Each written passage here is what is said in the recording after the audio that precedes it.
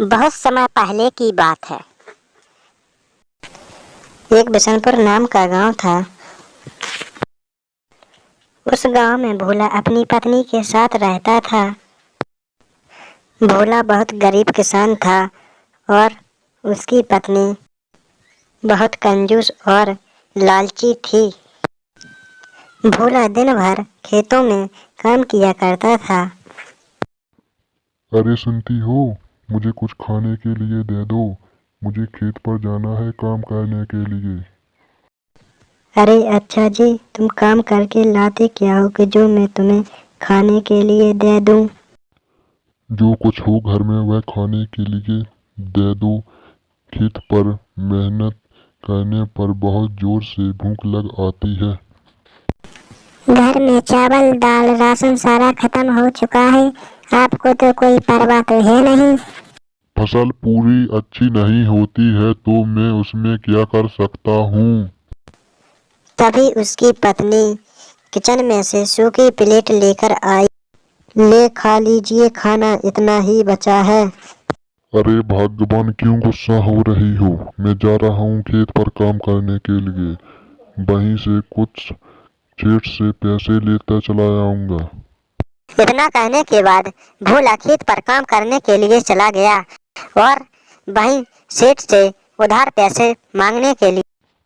साहब, मुझे कुछ पैसे दे दो। मेरी खेती अच्छे से हो नहीं रही है, इसलिए मैं आपको से कुछ पैसे उधार मांगने के लिए आया हूँ। हाँ हाँ, क्यों नहीं, ये लो पैसे। फिर जिमीदार ने उसे 200 रुपए दे दिए, जिसे देखकर रामू को बुरा लगा। फिर उसने पूछा, 200 क्यों दे रहे हो? 200 में क्या होगा? जिस हिसाब से तुम काम कर रहे हो उस हिसाब से देने लायक भी नहीं। तुम इतने ले जाओ और इसी में ही खुश रहो। पैसा लेने के बाद रामू चुपचाप घर चला गया। अरे ओ संजना बहन, कहाँ हो? हाँ बोलो बहन, क्या हुआ? आज तुम्हारा इधर कैसे आना हुआ? मैं तुम्हारे घर के रास्ते से गुजर रही थी तो मैंने सोचा क्यों न तुमसे मिलकर आऊं। ये देखो मेरा हार, मैंने ये हार लिया है। मेरे पति ने ये मुझे तोहफे में दिया है। बताओ कैसा है मेरा ये हार? बहुत अच्छा है, मेरे पति भी मुझे ऐसे तोहफे देते। बहन सब सही हो जाएगा, चिंता मत कर। अब मैं घर चलती हूँ। तभी रामू काम पर से घर आ जाता है। ओ सुनती हो, काम पर से कुछ पैसे लाया हूँ, इससे राशन भरवा लेना। बस 200 रुपये, इसमें मैं क्या करूँ? खुद के लिए साड़ू लाऊं या घर का सामान? तो इसमें मैं क्या करूं जब मेरी कमाई नहीं होती है? तो बस मुझे तुम खाना बना कर लाओ, मुझे बहुत जोर से भूख लग रही है। अब बस मुझे कुछ और नहीं सुनना, बस मुझे पैसे चाहिए, अन्यथा मैं अपने मायके चली जाऊंगी।